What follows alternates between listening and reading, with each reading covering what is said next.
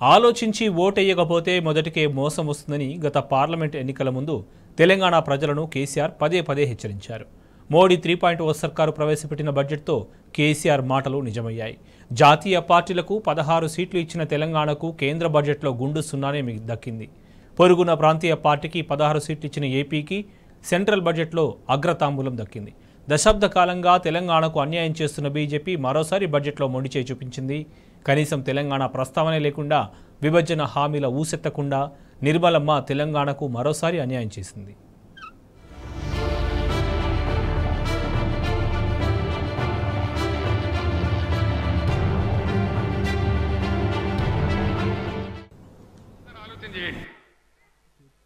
ఇన్ని వాగ్దానాలు చేసి ఇన్ని మాటలు చెప్పి మీ ఓట్లు తీసుకొని అధికారంలోకి వచ్చి ఇవాళ అన్నీ ఎగబెట్టి మళ్ళీ ఎలక్షన్లో వచ్చి ఓట్లు అడుగుతారు. ఎట్లా వేస్తారు ఓట్లు? నాకు అర్థం కాదు. వేస్తే ఏమవుతుంది, ఏం జరుగుతుంది? వేస్తే మేము ఎన్ని చెప్పి ఎన్ని అబద్ధాలు చెప్పినా మళ్ళీ మాకే గుద్దిండ్రని ఆయనతో ఏం లేకుంటే ఎగబెడతారు. ఒక్కటే మాట నేను చెప్తా ఉన్నా, ప్రజాస్వామ్యంలో ప్రజలు అన్ని ఆలోచించి ఓట్లు వేయాలి. మన కళ్ళ ముందే మనల్ని మోసం చేస్తుంటే మళ్ళీ వాళ్ళకే సర్దిగడితే మళ్ళీ వాళ్ళకే ఓట్లేస్తే ఎటుగాకుంటే అయితే ఆగమవుతాం. మోసపోతే గోసపడతామన్న కేసీఆర్ మాటలు గుర్తొస్తున్నాయి కదా. మొన్నటి పార్లమెంట్ ఎన్నికల ప్రచారంలో కేసీఆర్ అడుగడుగునా ప్రజలకు చేసిన విజ్ఞాపన ఇది. ఢిల్లీలో బీఆర్ఎస్ ప్రాతినిధ్యం ఉండడం ఎందుకో ఆవశ్యకమో నొక్కి చెప్పారు. లోక్సభలో బీఆర్ఎస్ ప్రాతినిధ్యం లేకుంటే రాష్ట్రానికి నష్టం జరుగుతుందని హెచ్చరించారు. సరిగ్గా ఇప్పుడు అదే జరిగింది. పేరు గొప్ప ఊరు దిబ్బ అన్నట్టు రెండు జాతీయ పార్టీలను నమ్మిన తెలంగాణ ప్రజలకు కేంద్ర బడ్జెట్లో గుండు సున్నానే మిగిలింది. ఒకవైపు పొరుగున ఉన్న ఏపీలో ప్రాంతీయ పార్టీకి 16 సీట్లు వస్తే ఆ రాష్ట్రానికి నిధుల వరద పారింది. జాతీయ పార్టీలకు చెరో 8 సీట్లు ఇచ్చినందుకు తెలంగాణకు బురదే దక్కింది.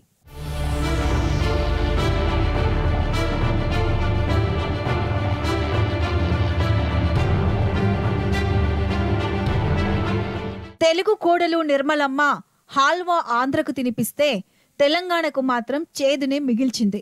8 ఎంపీ సీట్లు ఇచ్చినందుకు కృతజ్ఞతగా బీజేపీ తెలంగాణకు ఏదైనా మేలు చేస్తుందని ప్రజలు గంపడాసలు పెట్టుకున్నారు. కానీ ప్రజల ఆశలపై నీళ్లు చల్లింది నిర్మలమ్మ పద్దు. 48,21,000 కోట్ల రూపాయలతో ప్రవేశపెట్టిన భారీ బడ్జెట్లో తెలంగాణకంటూ ప్రత్యేకంగా ఇచ్చింది శూన్యం.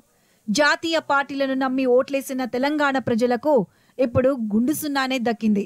నిజానికి తెలంగాణకు మొండి చెయ్యి చూపడం మోడీ సర్కార్కు కొత్తేమీ కాదు. కానీ ఈసారి బీజేపీ 8 ఎంపీ సీట్లు గెలవడం, 8 సీట్లు గెలిచిన మరో జాతీయ పార్టీ కాంగ్రెస్ కేంద్రంలో ప్రధాన ప్రతిపక్షంగా ఉండడం వెరసి ఈసారి బడ్జెట్లో తెలంగాణకు ప్రత్యేక నిధులు వస్తాయని ప్రజలు ఆశించారు. కానీ అదేది జరగలేదు. ఎన్డీఏ సర్కార్ ఏర్పాట్లో కీలకంగా వ్యవహరించిన ప్రాంతీయ పార్టీలు, రాష్ట్రాలకు మోడీ సర్కార్ అగ్రతాంబూలం ఇచ్చింది. కనీసం బడ్జెట్లో ఎక్కడా తెలంగాణ పేరును కూడా ప్రస్తావించలేదు. విభజన చట్టంలోని ఎన్నో హామీలు పెండింగ్లో ఉన్నా ఈ బడ్జెట్లో ఎటువంటి కేటాయింపులు జరగలేదు.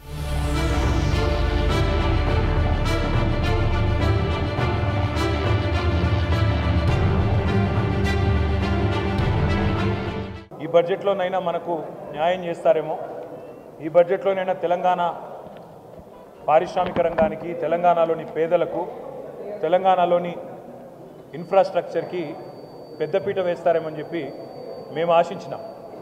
కానీ దురదృష్టం, ఇవాళ 48,21,000 కోట్లతో బడ్జెట్ పెట్టినప్పటికీ అందులో పెద్ద ఎత్తున కొన్ని రాష్ట్రాలకు పెద్దపీట వేసినప్పటికీ తెలంగాణ ప్రస్తావన మాత్రం లేకపోవడం అనేది నిజంగా కూడా బాధాకరం, శోచనీయం. తెలంగాణలో 4 బీజేపీ ఎంపీలు గతంలో ఉంటే ఇవాళ తెలంగాణ ప్రజలు ఆ సంఖ్యను రెట్టింపు చేసినారు, 8 మందిని గెలిపించారు. అయినప్పటికీ 8 రూపాయలు కూడా కేంద్ర ప్రభుత్వం ఈ బడ్జెట్లో ఇవ్వకపోవడం అనేది నిజంగా బాధాకరం. బడ్జెట్ చూస్తూ ఉంటే ఇప్పటిదాకా నేను కామెంటరీ కూడా వింటూ ఉన్నాను. ఇది కేంద్ర బడ్జెటా లేకపోతే బీహారు ఆంధ్రప్రదేశ్కు సంబంధించిన బడ్జెటా అనే విధంగా ఇవాళ చాలామంది మాట్లాడుతూ ఉన్నారు. మాకేమీ ఆంధ్రప్రదేశ్కి ఇచ్చినందుకు బాధ లేదు.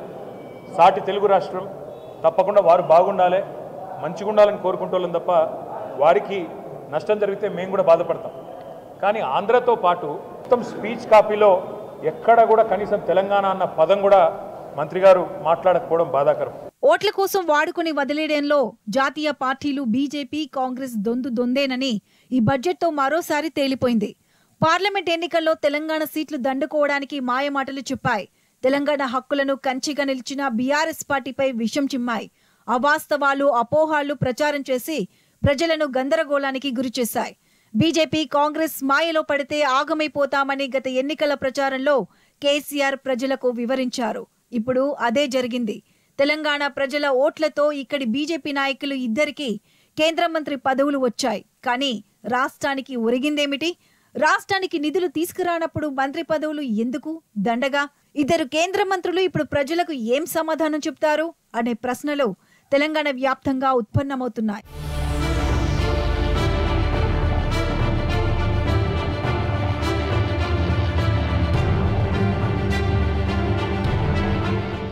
ఇలా కేంద్ర బడ్జెట్లో చూస్తే నిజంగా బాధ కలుగుతూ ఉంది. తెలంగాణ అనే పదమే ఉచ్చరించలేదు. ఆంధ్రప్రదేశ్ పేరు చాలాసార్లు ఉచ్చరించారు. సరే ఇవ్వండి, ఆంధ్రప్రదేశ్కి ఎందుకు ఇచ్చారని నేను అనను.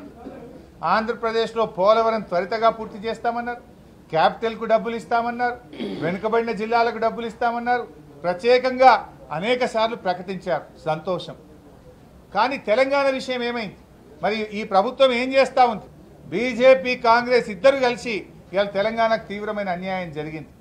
తెలంగాణలో కూడా వెనుకబడిన జిల్లాలు ఉన్నాయి. రాష్ట్ర విభజన చట్టంలో తెలంగాణలోని 9 జిల్లాలు వెనుకబడిన జిల్లాలు ఉన్నాయి. మరి ఈరోజు రాయలసీమ మీరు కొంత ఆంధ్రాలో వెనుకబడిన జిల్లాల గురించి కేంద్ర బడ్జెట్లో మాట్లాడారు. తెలంగాణ వెనుకబడిన జిల్లాల గురించి ఎందుకు మాట్లాడలేదు? ఈ రాష్ట్రం నుంచి కేంద్రంలో మంత్రులుగా ఉన్న కిషన్ రెడ్డి గారు, బండి సంజయ్ గారు ఎందుకు చొరవ చూపడం లేదు అని నేను అడుగుతా ఉన్నా. ఆంధ్ర వెనుక జిల్లాలకు డబ్బులు ఇచ్చినప్పుడు, ప్రత్యేక నిధులు ఇచ్చినప్పుడు తెలంగాణలోని వెనుకబడిన జిల్లాలకు ఎందుకు మొండి చేయి చూపుతున్నారు? అంటే తెలంగాణ పట్ల కేంద్రానికి బీజేపీకి ఎందుకు ఇంత నిర్లక్ష్యం అని చెప్పి నేను అడుగుతా ఉన్నా. ప్రభుత్వం ఈ రోజు పెట్టిన బడ్జెట్లో తెలంగాణకు మొండి చేయి చూపించింది. మొత్తంగా ఇచ్చింది ఏమని ఉంటే గొండు సున్నా తప్ప ఏమీ లేదు. ఇక కాంగ్రెస్ గురించి ఎంత తక్కువ చెప్పుకుంటే అంత మంచిది. రాష్ట్రంలో అధికారంలో ఉన్న కాంగ్రెస్ జాతీయ స్థాయిలో ప్రధాన ప్రతిపక్షంగా ఉన్నప్పటికీ తెలంగాణకు నిధులు రాబట్టడంలో పూర్తిగా విఫలమైంది.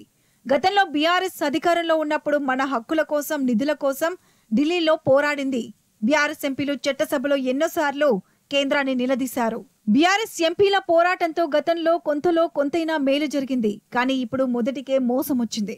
2 జాతీయ పార్టీలకు చెరి 8 సీట్లు ఇచ్చిన తెలంగాణ పరిస్థితి ఇప్పుడు పెనం మీద నుంచి పొయ్యిలో పడ్డ చందంగా తయారైంది. అయినా వారికి ఆకుల్లో, కాని వారికి కంచాలో వడ్డించిన రీతిలో తెలంగాణపై ఎన్డీఏ సర్కార్ మరోసారి పక్షపాతం చూపించింది. పొరుగున ఉన్న ఏపీ రాష్ట్రానికి ప్రత్యేకంగా నిధులు కేటాయించింది.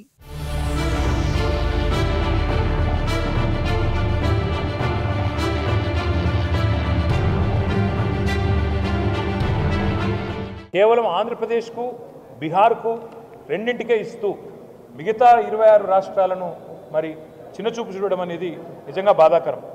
ఆంధ్రప్రదేశ్ పునర్విభజన చట్టమని మీరు ఏ మాట అయితే చెప్పారో, ఆంధ్రప్రదేశ్ పునర్విభజన చట్టంలోనే 2 తెలుగు రాష్ట్రాల ఏర్పాటు కూడా ఉన్నది. తెలంగాణ ఉన్నది, ఆంధ్రప్రదేశ్ ఉన్నది. కానీ ఎప్పట్లాగానే మనకు 9.5-10 సంవత్సరాలుగా ఎప్పట్లాగానే ఇచ్చినట్టు ఈసారి కూడా గుండు సున్నానే ఇచ్చింది కేంద్ర ప్రభుత్వం.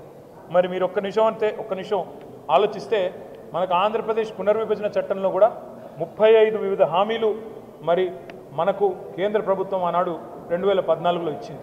అందులో చాలా అంశాలు గతంలో కేసీఆర్ గారు ముఖ్యమంత్రిగా ఉన్నప్పుడు గత 10 ఏళ్ళు ఒకసారి కాదు పలుమార్లు పోయి బతిమలాడినాము, పలుమార్లు పోయి అభ్యర్థించాం. ఏపీ పునర్విభజన చట్టంలో దాదాపు 35 హామీలు పెండింగ్ లోనే ఉన్నాయి. గతంలో బీఆర్ఎస్ అధికారంలో ఉన్నప్పుడు కేసీఆర్ ఈ హామీలపై కేంద్రానికి ఎన్నోసార్లు లేఖలు రాశారు. ములుగు యూనివర్సిటీకి అదనపు నిధులు, బయ్యారం స్టీల్ ఫ్యాక్టరీ, కాచిపేటలో రైల్వే కోచ్ ఫ్యాక్టరీ, రాష్ట్రంలోని సాగునీటి ప్రాజెక్టుకు జాతీయ హోదాపై ఎన్నోసార్లు విజ్ఞప్తులు చేశారు. కానీ మోడీ సర్కారు ఎన్నడూ కనికరించలేదు. ఐఐఎం వంటి కేంద్ర జాతీయ సంస్థలను తెలంగాణకు ఇవ్వాలని, తెలంగాణ నుంచి ముంబై, నాగ్పూర్, బెంగళూరు, చెన్నై మార్గాల్లో ఇండస్ట్రియల్ కారిడార్లు ఏర్పాటు చేయాలని పలుమార్లు అభ్యర్థించారు. మెగా పవర్ లూమ్ క్లస్టర్ తో పాటు హ్యాండ్లూమ్ క్లస్టర్ ఏర్పాటు చేయాలని గత బీఆర్ఎస్ ప్రభుత్వం ఎన్నోసార్లు కేంద్రానికి మొరపెట్టుకుంది. కానీ ఎన్నడూ బీజేపీ తెలంగాణ పట్ల ఇసుమంత ప్రేమ చూపించలేదు.